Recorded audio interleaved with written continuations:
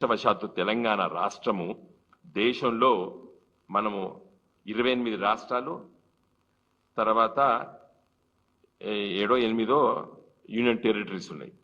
మనము కిందికి వెళ్ళి 31 స్థానంలో ఉన్నాం. అంటే మనకంటే ఒక 6 మెరుగున్నారు.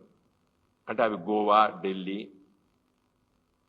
తర్వాత ఇంకో 2 స్టేట్స్ ఉన్నాయి, కేరళ ఒకటి ఉన్నాయి.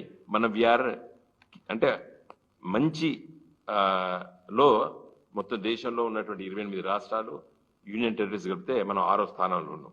మన దగ్గర కూడా ఇంకా మెరుగు చేసుకోవాలి. కేరళ, తమిళనాడు కొన్ని రాష్ట్రాలు మనకంటే మెరుగున్నాయి, కానీ చాలా రాష్ట్రాల కంటే మనం మంచి స్థానంలో ఉన్నాం తెలంగాణ రాష్ట్రం. దానికి కారణము ప్రభుత్వ ఉపాధ్యాయ మిత్రులు, ప్రైవేట్ రంగంలో ఉపాధ్యాయ మిత్రులు.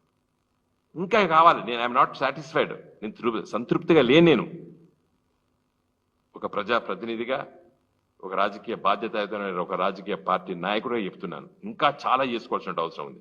కాబట్టి ఈ ఉపాధ్యాయ మిత్రుల్ని వాళ్ళు they are catering the needs of 51% of the students. ఈ రాష్ట్రంలో 51% మంది విద్యార్థులు ప్రైవేట్ రంగంలో ఉన్నారు. ఇది పాత లెక్క. ఇప్పుడు ఈ నేను చెప్పింది 1 ఏడాది 2 ఏళ్ల కింద లెక్క. నేను అప్పుడు బాధ్యతాయుత స్థానంలో ఉన్నప్పుడు నాకు కొంతమంది మిత్రులు ఇచ్చినటువంటి లెక్కలు చెప్తున్నా మీకు నేను. ఇప్పుడు ఇంకా కూడా ప్రైవేట్ రంగంలోకి ఎక్కువ స్టూడెంట్స్ పోయినారు. నిన్న పేపర్లో చదివిన ఈ సంవత్సరం ఎంతమంది 2 లక్షల మంది విద్యార్థులు ప్రభుత్వ పాఠశాల నుంచి వెళ్ళి విరమించుకున్నారు, ప్రైవేట్ రంగంలోకి పోయినారు. ఇది బాధపడాలి కదా Revanth Reddy. You should feel a little bit guilty.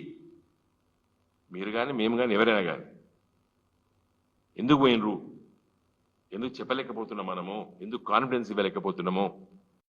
అసెంబ్లీలో సబితా ఇంద్రెడ్డి గారు మంచి చెప్పారు. మేము బ్రేక్ఫాస్ట్ పెడతాం అనుకున్నాం, లంచ్ పెట్టేసేసి మొత్తం ప్రభుత్వ స్కూల్స్ కూడా కొంచెం కన్సాలిడేట్ చేసేసి.